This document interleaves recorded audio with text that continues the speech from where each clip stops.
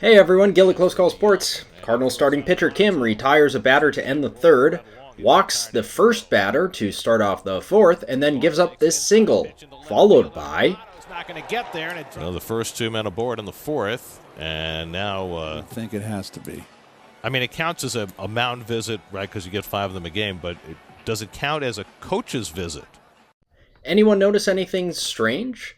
That's not a coach from the Cardinals staff, that's an interpreter.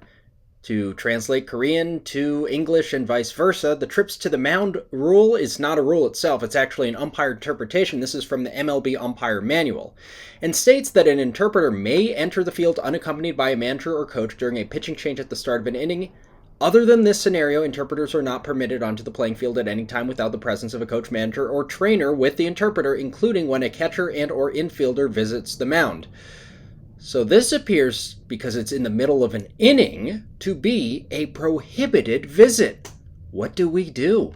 I mean, he's translating for the infielders, so it probably doesn't count as a pitching coach or manager visit, right? And this is really the crux of it, because a second trip requires the pitcher's removal from the game, but the interp states manager or coach. Nothing about an interpreter. So it's a very interesting quandary.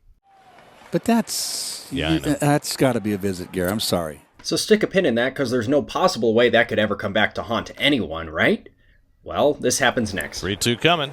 And he walked him to load the bases. Now, this is interesting, right? Because Mike Maddux comes out. He wants to ask the umpire, did the interpreter's visit before count as a visit? This is exactly the question we asked. And Mark Carlson is giving him an interpretation.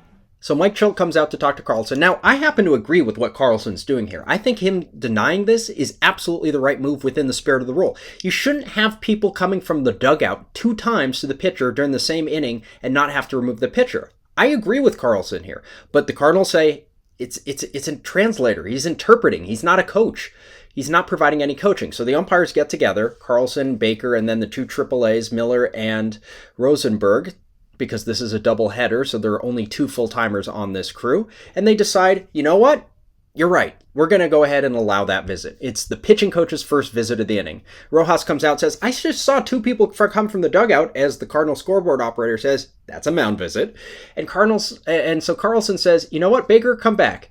That's good logic. So now the 2 full-timers will talk it over and decide to go to New York, replay, rules check. That's what it's here for. And the rationale here is the interpreter is not a coach. The interpreter is not actually providing any coaching, so therefore it shouldn't be a coach's visit. And that's eventually what replay is going to come back with. It's not a real visit. This is going to turn into what's called a don't do that rule. As we said earlier, the interpretation manual very, very clearly states that an interpreter should not be going out to the mound unaccompanied by a coach at any time except for a pitching change that occurs between innings. That's it. So this does not qualify for the exception, so it shouldn't have happened.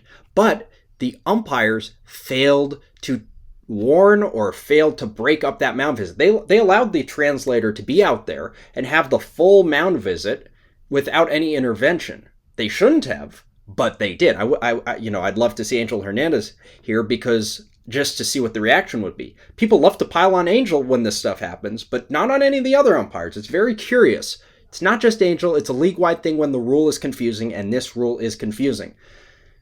I will just comment that the manual states, quote, if through umpire oversight or inability to warn the manager or the coach, the manager or coach is inadvertently allowed to go to the mound a second time while the same batter is bat. And I know that this is a different rule, but the spirit of umpire oversight or inability to warn, the strict interp that is on your screen right now talks about the manager or coach not being ejected because the umpires failed to warn.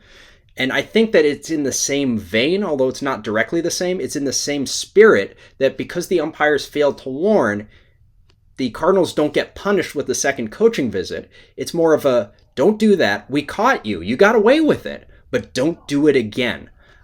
Again, I think that Carlson was right in his idea to deny them the first time, but because the rule is so confusing, I completely understand why they were allowed to have that second visit. Those shadows are fierce.